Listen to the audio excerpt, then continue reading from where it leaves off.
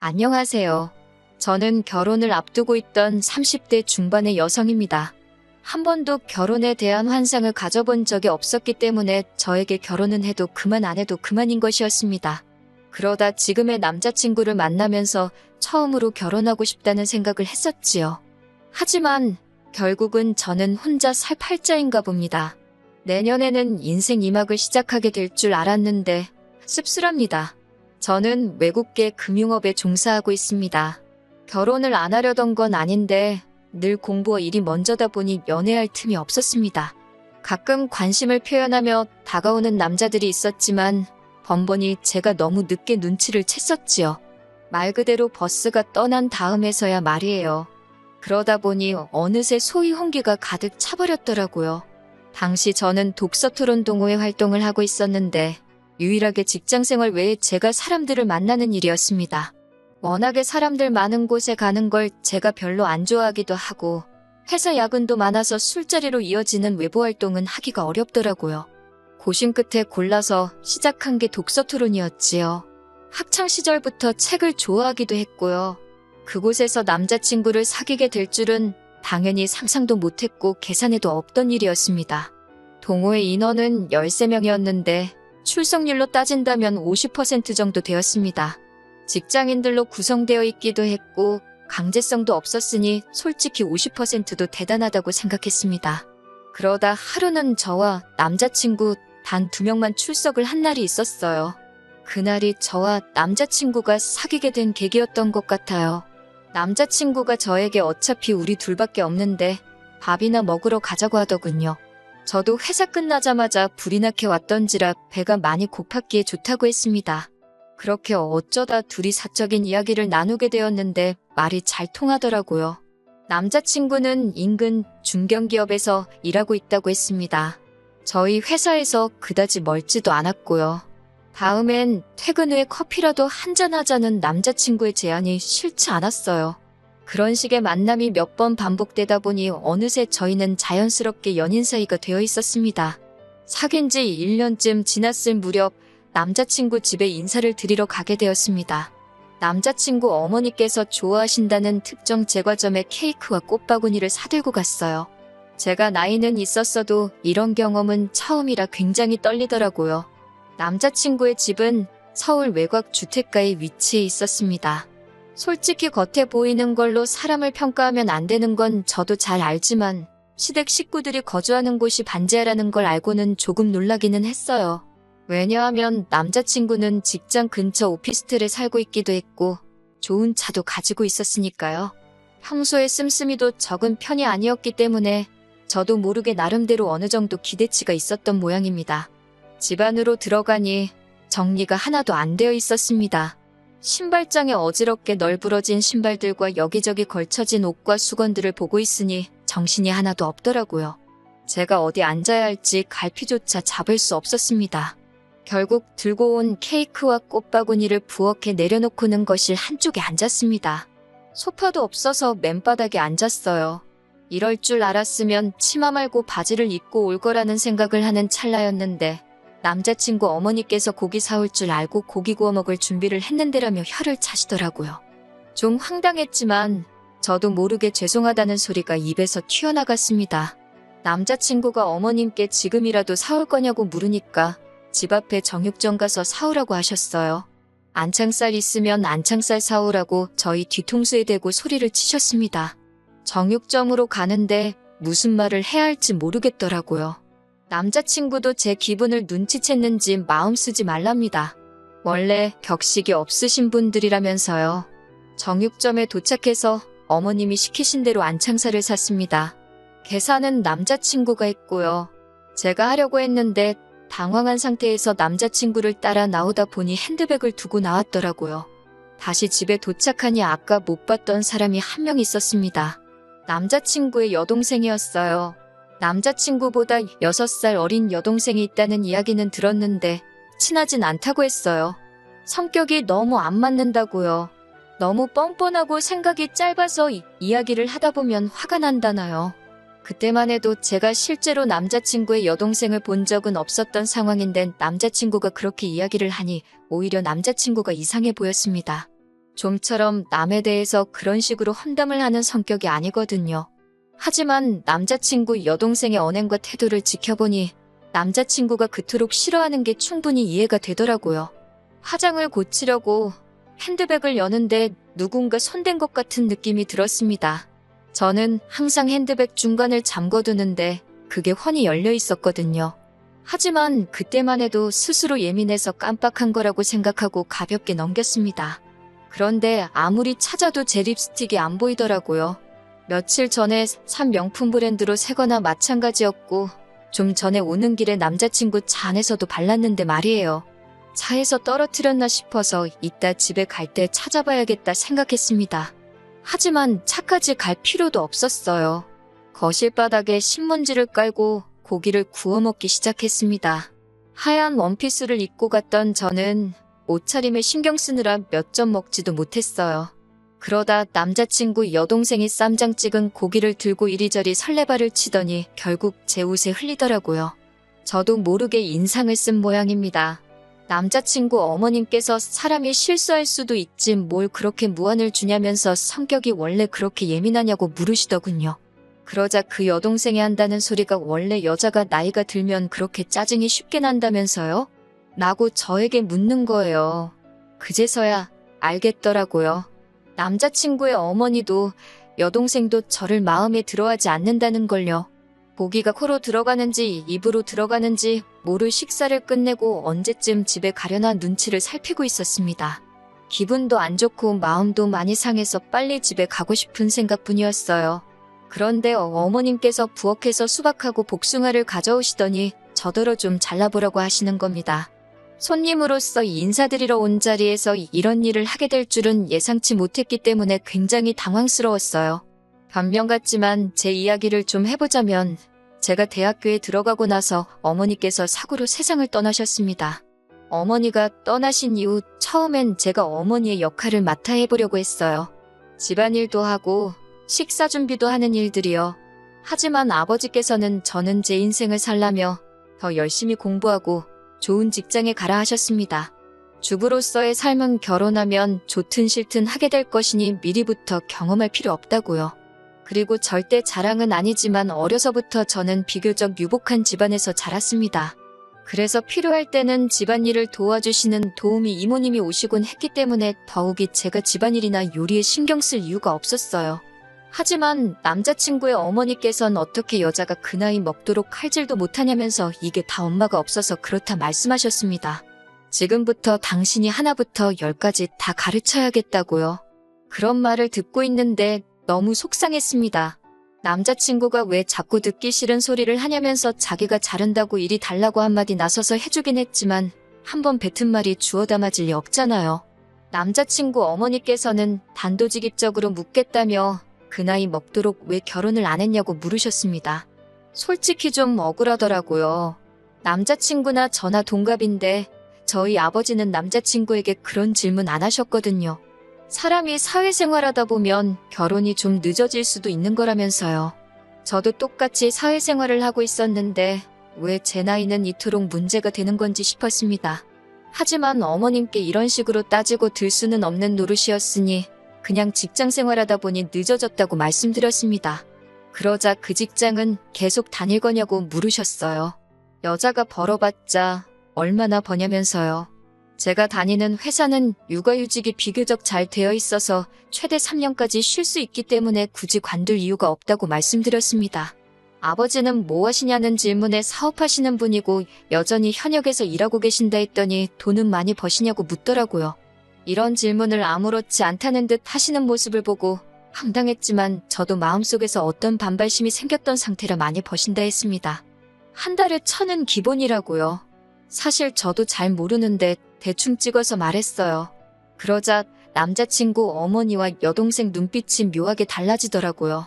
혼자 사는 양반이 그렇게 많이 벌어서 그 돈 다 뭐 하시냐 하시길래 그건 저도 모른다. 아버지 재산에는 전 관심 없다고 말씀드렸습니다. 그건 사실이에요. 저도 저먹고 사는데 부족하지 않을 만큼 잘 벌고 있었으니까요. 그런 대화가 오가는 와중 남자친구 여동생이 화장실을 가야겠다며 일어나더라고요. 그런데 주머니에서 뭔가 반짝하면서 떨어지더라고요. 자연스레 시선이 그리 향했는데 제 립스틱이었습니다. 순간 이게 무슨 상황인가 파악이 안 돼서 신우를 올려보는데 신우가 얼른 립스틱을 낚아채더니 이거 방바닥에서 주웠다며 혹시 제 거냐고 물어요. 맞는 것 같다니까 잘 좀 챙기라면서 신경질을 부리며 저한테 던지듯 주고 가더라고요. 심증은 가는데 확증이 없으니 화를 낼 수도 없고 그렇다고 고맙지도 않고 한마디로 어이가 없었지요. 남자친구도 이게 무슨 상황인가 파악하려는 눈치였어요. 집으로 돌아오는데 아무리 곱씹어봐도 하루 종일 정말 기분 나쁜 일들만 가득한 하루였습니다. 남자친구가 제 눈치를 살피면서 괜찮냐고 묻는데 도저히 괜찮다는 대답이 안 나가더라고요. 제가 왜 하루 종일 그런 대접을 받아야 했는지도 이해가 안 되었고 남자친구 여동생이 제 핸드백에 손을 댔다는 사실이 너무나 불쾌했어요. 이틀 동안 남자친구로부터 걸려오는 전화에 단답형으로만 대답하면서 진지하게 생각해봤습니다. 이 결혼을 하는 게 정말 맞는 건가 싶었거든요. 그리고 결국 남자친구에게 결혼 이야기는 없었던 걸로 하자고 했습니다. 연애는 원한다면 계속해도 좋지만 결혼은 안 하고 싶다고요. 남자친구는 말도 안 되는 소리라며 자기 어머니랑 여동생 때문이냐며 자기가 어떻게든 설득할 테니 제발 다시 한 번만 생각해 달랍니다. 그리고선 며칠 뒤 남자친구의 어머니께서 연락을 해오셨습니다. 저희 결혼 문제로 이야기를 좀 나눴으면 좋겠다고요. 어머님이 정해주신 장소로 나가니 아니나 다를까 남자친구 여동생도 나와 있었습니다. 아들에게 들으셨다면서 일단 당신이 그런 의도가 아니었는지만 제 마음이 상했다면 미안하다 하시더군요. 앞으로 한 가족이 되면 모녀 사이처럼 지냈으면 좋겠다는 생각에 말이 너무 쉽게 나간 것 같다고도 하셨습니다. 솔직히 그 말이 와닿지는 않았지만 그래도 나이 드신 분이 이렇게 와서 사과를 하시기까지 쉽지 않으셨을 걸 생각하고 괜찮다고 말씀드렸습니다. 남자친구 여동생도 앞으로 친자매처럼 잘 지내고 싶다며 언니 하는데 또 그런 모습을 보니 밉지만은 않더라고요. 그렇게 일단은 상황이 일단락되었고 남자친구와 결혼 이야기도 다시 진행되기 시작했습니다. 하지만 이 평화는 오래가지 못했습니다. 그건 바로 남자친구 어머님과 여동생의 시커먼 속내 때문이었어요. 결혼에 관한 세부사항도 조율할 겸 양가 어른들을 모시고 상견례 자리를 갖게 되었습니다. 아버지는 젊은 사람들끼리 알아서 하라 하셨지만 그래도 식사라도 한 끼 같이 하면 좋을 것 같아서 제가 자리를 만들었어요. 그렇게 모두가 한정식 집에 모였습니다. 남자친구 어머님께서는 저희 아버지를 보고는 인물도 좋으시다며 살갑게 대해주셨습니다. 입에 발린 칭찬이긴 해도 칭찬 싫어하는 사람이 어디 있나요?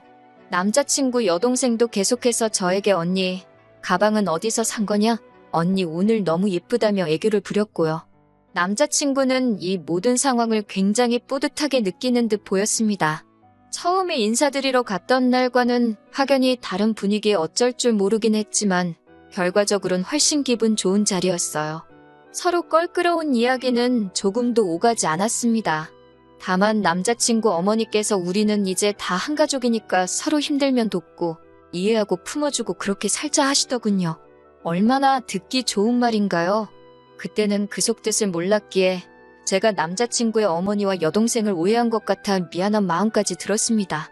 하지만 그로부터 며칠 뒤 저는 정말 황당한 제안을 받았습니다. 남자친구와 신혼살림을 차릴 집을 알아보던 시기였어요. 남자친구 오피스텔 보증금하고 제가 모아둔 돈을 합치니까 1억이 좀 넘더라고요. 저희 아버지가 좀 더 보태줄 테니까 아파트를 하나 사라고 하셨지만 손은 안 벌리기로 마음을 먹은 상태였기 때문에 전세를 구할 생각이었어요. 그런데 어디서 그 이야기를 들으셨는지 어머님께서 저한테 연락을 해오셨습니다. 어머님께서는 멀쩡한 집을 납두고 왜 전세를 구하냐며 물으셨습니다. 당연히 저희가 아버지 집에 들어가서 살 줄 알았다고요. 저는 왜 그렇게 생각하셨는지는 모르겠지만 그럴 계획은 없다고 말씀드렸어요.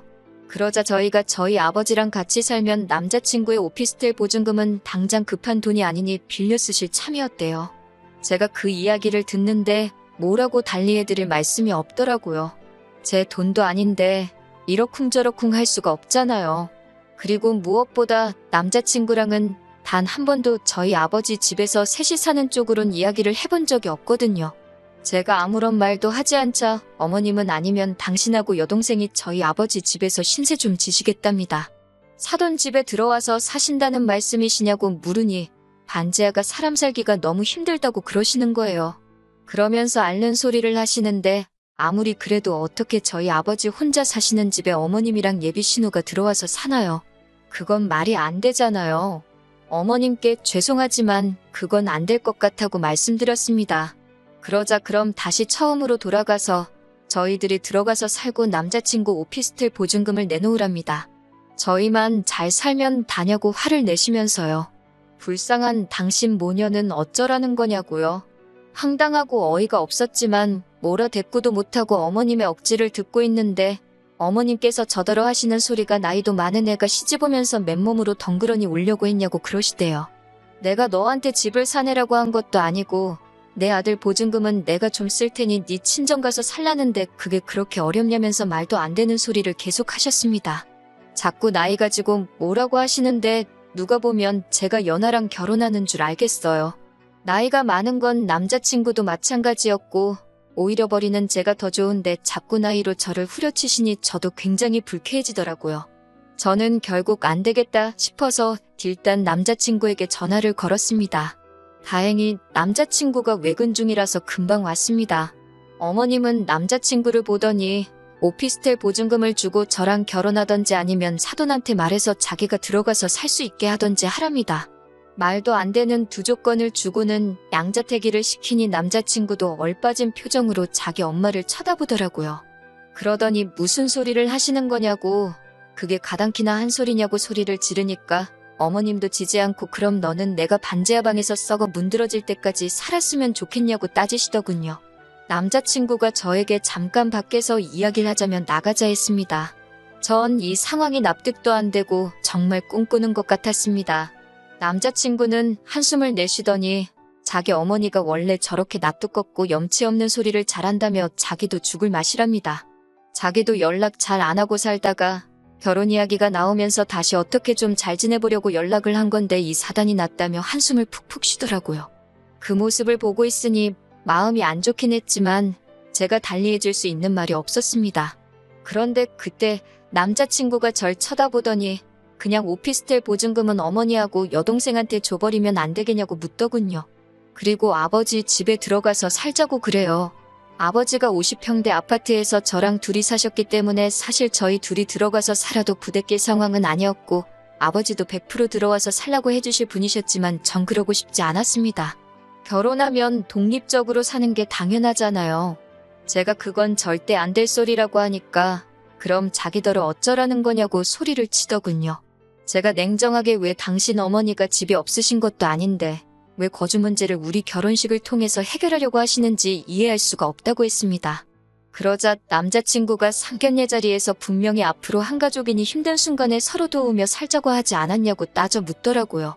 카페에서 기다리던 남자친구 어머니까지 따라 나오셔서는 저더러 그렇게 가족 간에 선 긋고 그러는 거 아니라면서 정말 너는 내가 하나부터 열까지 다 가르쳐야겠다는 말씀을 또 하셨습니다. 순간 정말 이성의 끈을 놓아버릴 뻔했어요. 그런 제 심정도 모르고 어머님께서는 계속해서 아니면 저희 아버지더러 집을 파시라고 한 뒤 당신 반지하 보증금, 남자친구 오피스텔 보증금 그리고 저희 아버지 집값에 제 적금 모든 돈을 합쳐서 건물 하나를 사잡니다. 그래서 층별로 따로 살면 진정한 한 가족이 될 수 있다나요. 듣다 보니 완전히 저와 저희 아버지를 호구라고 봤던 것 같더라고요. 저는 너무 웃기고 발칙한 어머님의 꿈에 실소가 터졌습니다. 제가 어머님께 정말 좋은 시도셨지만 안 될 것 같다며 급기야 박장대소를 하고 말았습니다. 어머님은 저더러 제정신이냐고 어디 시험이 될 사람이 말하는데 그따위로 웃냐면서 화를 내셨지만 도저히 웃음을 멈출 수가 없었네요. 저는 남자친구에게 너도 꿈 깨라고 욕심도 적당히 내라고 배탈난다고 한마디 했습니다. 남자친구는 지금 그게 무슨 소리냐며 결혼할 사이니까 이런저런 방법을 생각해 볼 수도 있는 거 아니냐며 저더러 말 조심하랍니다. 막말로 자기랑 헤어지면 누가 저 쳐다봐주기나 할 것 같냐면서요. 그 말을 듣는데 우습더라고요. 제가 남자친구에게 난 돈이라도 있지만 넌 돈도 없는데 누가 정말 쳐다봐주기나 하겠냐고 똑같이 빈정댔습니다. 이때는 당연히 파혼을 결심한 상황이었기 때문에 말도 막 나가더라고요. 어머님께서 저더러 말 그따위로 할 거냐고 그러길래 어머님 존재 자체가 저 사람한테는 이제 짐이라고 나이 많고 돈도 없는데 홀어머니의 시집 안 간 신우까지 어떤 여자가 시집 오려고 하겠냐고 사부쳤습니다. 아들 총각 귀신 만들기 싫으시면 정신 똑바로 차리시고 사돈될 집안 재산 욕심내지 마시라고 다다다 싸붙이고 손에 2만 원 쥐어드렸습니다. 카페 커피값 내시라고요. 하원을 하기까지 한 2달 동안 정말 마음이 지옥과 천당을 오가는 기분이었습니다. 그래도 막판에 하고 싶은 말을 다 해서 그런지 미련은 없습니다. 당연히 남자친구에게선 자기가 생각이 짧았다며 그래도 자기 어머니인데 제가 말을 함부로 해서 순간 홧김에 막말을 하게 된 거라고 자기만 잘못한 건 아니랍니다. 그래도 자기가 남자니까 먼저 사과한다고 서로 잘 이 고비를 잘 넘겨보잡니다. 헛소리엔 매가 약인데 차마 몽둥이로 때릴 수도 없어서 그냥 무시했지만요. 무슨 연락이 오건 읽기만 하고 한 달 동안 싹 무시만 했더니 더 연락은 안 옵니다. 지금 무슨 생각을 하고 있을까요? 절 놓친 걸 후회하는 것 같긴 합니다. 독서 동호회 사람들에게 절 수소문하는 것 같더라고요. 저는 더 이상 동호회에 나가지는 않지만 그 안에 아직 친한 몇몇의 사람이 남아있었기에 상황을 들을 수 있었네요. 결혼은 어쩌면 제 인생엔 없는 이벤트일지도 모릅니다. 하지만 나쁜 일이 있으면 좋은 일도 있는 법이잖아요. 이번 일로 액땜했다 생각하고 좋은 일 기다리면서 살아볼까 봐요.